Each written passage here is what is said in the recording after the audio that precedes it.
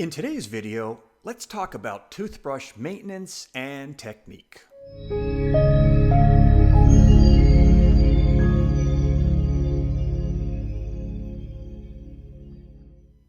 Well, hello again, folks, and welcome back to another Dentistry Made Simple video. My name is Dr. Kenneth Goods, and I'm a retired dentist from the state of South Carolina here in the U.S. So as I've mentioned in previous videos, I'm sure you've been bombarded with the need to brush and floss to the point where you are probably sick and tired of hearing about it. But today I want to briefly touch upon some common mistakes that you might be making regarding both the care of your toothbrush and your brushing technique. So let's dive right into it. Okay, first up is how to properly maintain your toothbrush. Now I can already hear it. What in the world are you talking about, Doc? I brush with it, I rinse it, and I stick it back in its holder. Done. What's the big deal? Okay, fair enough. But like virtually everything else, toothbrushes do wear out and have to be replaced. So how do you know when the time comes, especially if the brush looks just fine to you? And by the way, this applies to both manual and electric toothbrushes. So I think we'd all agree that a new toothbrush will simply work better than an old one. With a new brush, the bristles are stiffer, sharper, and straighter, whereas with your old brush, the bristles are splayed out and duller and therefore are less effective at doing what they're supposed to do, which is removing plaque and preventing gum recession. Now look, it's cheap and easy to replace a manual toothbrush, but those electric toothbrush heads are pricey, so the urge to keep using it a bit longer can be very tempting. Again, especially if it still looks to be in good shape. So what happens if you continue to use your toothbrush when it's past its prime? Well, for starters, your oral health is going to suffer. That soft plaque, which is now not getting removed as well as it used to be, is going to harden over time and turn into calculus or tartar, which no brush will be able to remove, which causes chronic inflammation, which leads to gum disease, which can lead to tooth loss, and on it goes. However, if you change your toothbrush at the right time, you can help break that cycle before it can get started. And second, the older your toothbrush, the more germs it harbors. And hold on to your hat, this bacterial contamination can even include fecal matter. Okay, let's all take a few moments to let that sink in.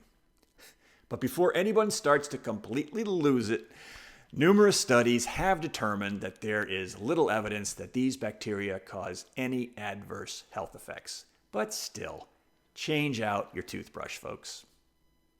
So how old is too old when it comes to our toothbrushes? Well, we dentists would typically tell our patients to change their toothbrush every 3 to 4 months. But there was really never any hard and fast rule for that specific time frame. The actual condition of the brush was more important to us, specifically the conditions of the bristles. Now, some toothbrushes have bristles that are colored, and the coloring wears off slowly as you use the brush. And this can be a helpful way to guide you and remind you to change your brush. Another method that I used with my patients was this. Assuming they were using a standard size tube of toothpaste, when it's time for a new tube of toothpaste, it's time for a new toothbrush as well. Easy to remember. Now, if your toothbrush looks like it's gone through a war zone before the 3-month mark, then perhaps your technique may need examining, as well as a little less elbow grease, I'm guessing. Remember, scrubbing your teeth hard is not the way to go. If you're going to be purchasing a toothbrush in between your routine dental checkups, here are just a few pointers to keep in mind. Buy a brush with the American Dental Association seal of approval. It'll be right on the packaging, and truthfully, it's pretty hard to find a brush in your drugstore today without this seal, so you should be good to go. Buy a brush with soft bristles only. Again, it'll say so right on the packaging. Look for angled bristles on your next toothbrush, if you can, as this angling will help the bristles clean better. This next one might be hard to determine, but rounded bristles have been shown to remove plaque better than sharp and pointed bristles. Don't buy a brush that's flat out too big for your mouth. Compact heads can reach into those hard-to-get areas. And if all else fails, perhaps consider investing in an electric toothbrush, as this can really go a long way in improving the efficiency of your oral care.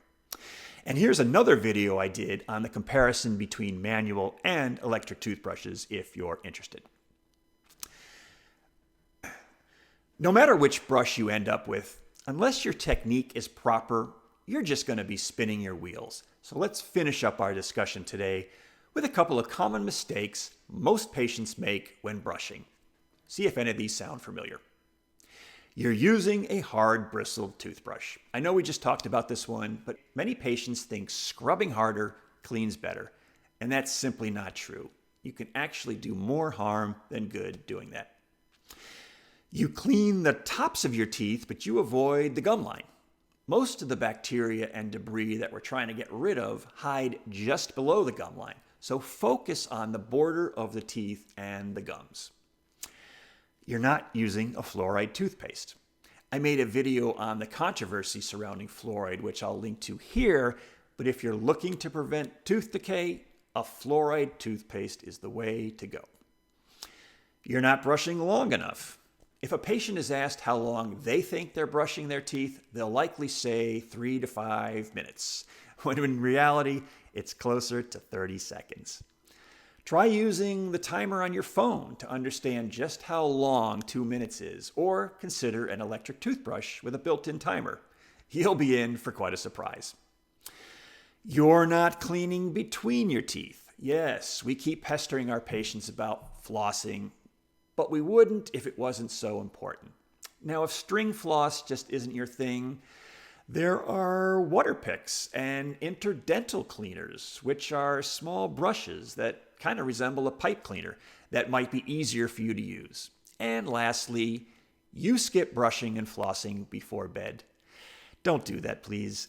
Your saliva production drops big time when you sleep, and saliva is your body's natural way to clean your teeth. If you don't go to bed with a clean mouth, think of all the food and debris that's just sitting there undisturbed for 8 hours. Make it a part of your nighttime routine, and your mouth will thank you for it. Well, let's wrap up today's video, folks. I hope you learned something that you didn't know before. If you enjoyed this video, would you do me the favor of hitting that like button below, as it will help this channel grow? Feel free to leave a comment or question as well. Please consider subscribing, and be sure to hit that bell icon so you can be notified of future videos on dentistry made simple. Bye-bye.